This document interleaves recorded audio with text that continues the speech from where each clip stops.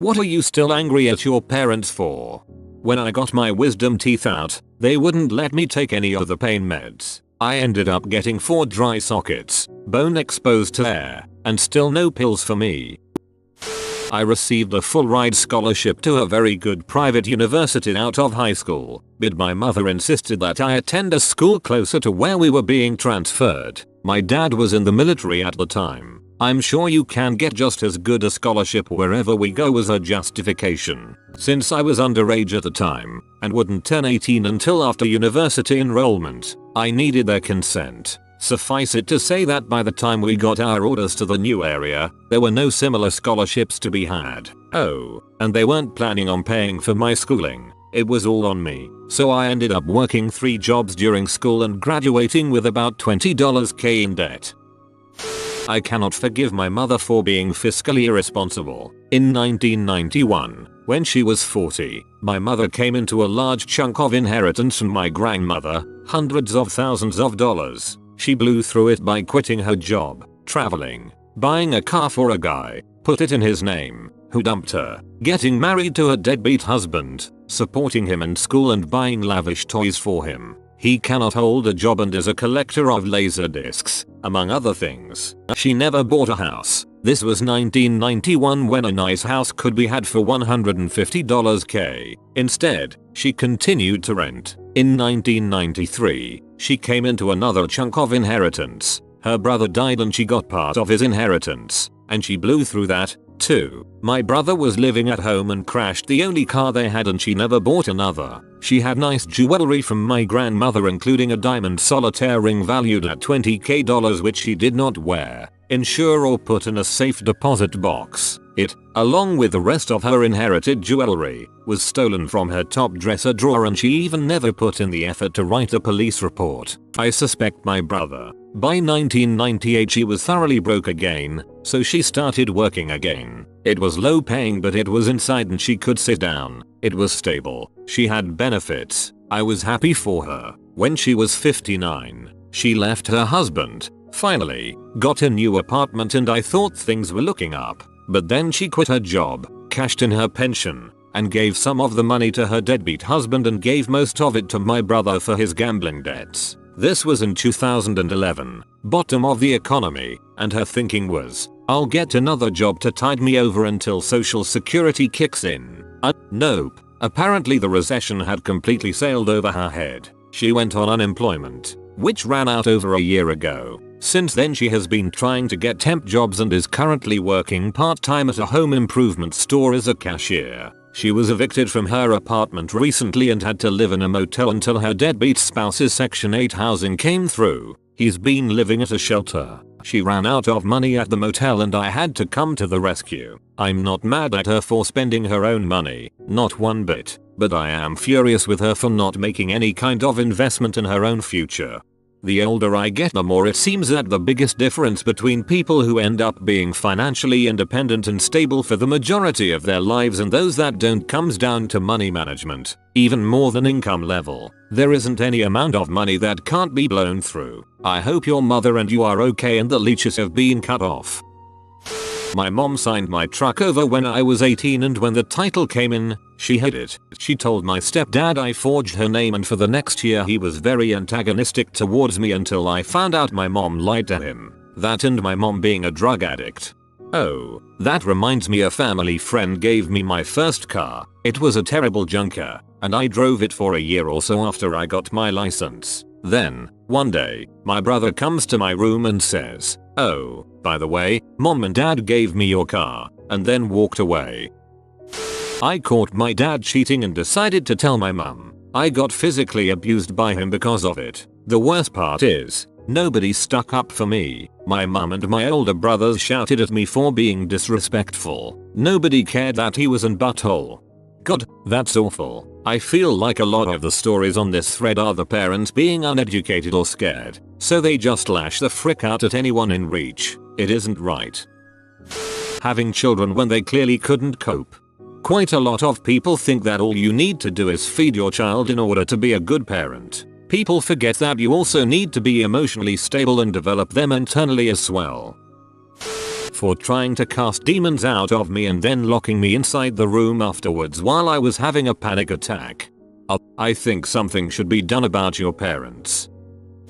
Not teaching me how to live a healthful life. We didn't ever go out and do things. We didn't eat very healthy, and despite me not being in control of my own diet, my parents always gave me a hard time for being overweight.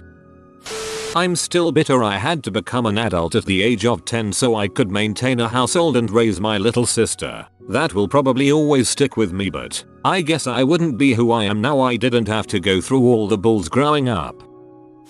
I have two that I'm still pretty pee about. While I was going through depression I had a breakdown in the car after I got out of the orthodontist office. She looked at me and the only thing she said to me was, "Here we go with this silly crap again," then proceeded to drop me off at school where I was forced to stay in the counselor's office all day. I had just started dating my boyfriend and my mom didn't particularly care for him, which I didn't really care about. So someone brought up prom and she began absolutely trashing him, saying stuff like she's either taking someone else or she's not going with him. I don't want some silly looking kid in my pictures, but they're not going to last till prom anyway so it doesn't matter and you should have stayed with your ex. I'll be saying I told you so when it's 10 years in the future and you wished you had a great guy. Well mom, we've been dating for 2.5 years so frick you.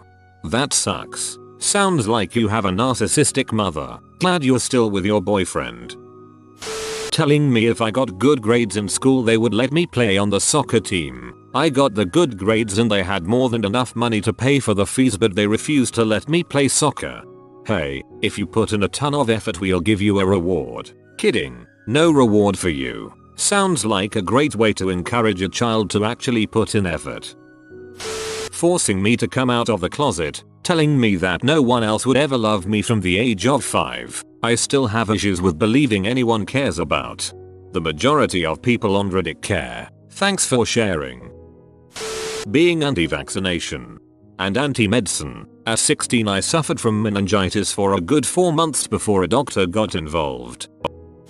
Yelled at me when I wanted to eat during most people's dinner time. Dinner time for us was about 9:30 to 10 PM each night because my parents didn't know how to manage time cooking. Told me my friends were pieces of crap. They're the most straight-edged and good people I know because they weren't the same race as us. Kicked me out of my room for a year because my dad's homeless unemployed vagrant cousin needed a place to crash.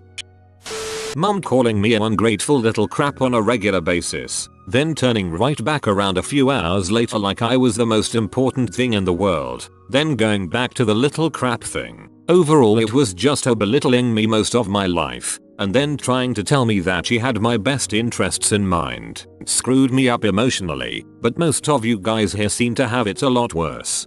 Yes, this is my mom sadly for you though it affected you, not a diss. It has made me bitter and incapable of feeling appreciated : makes me choke up.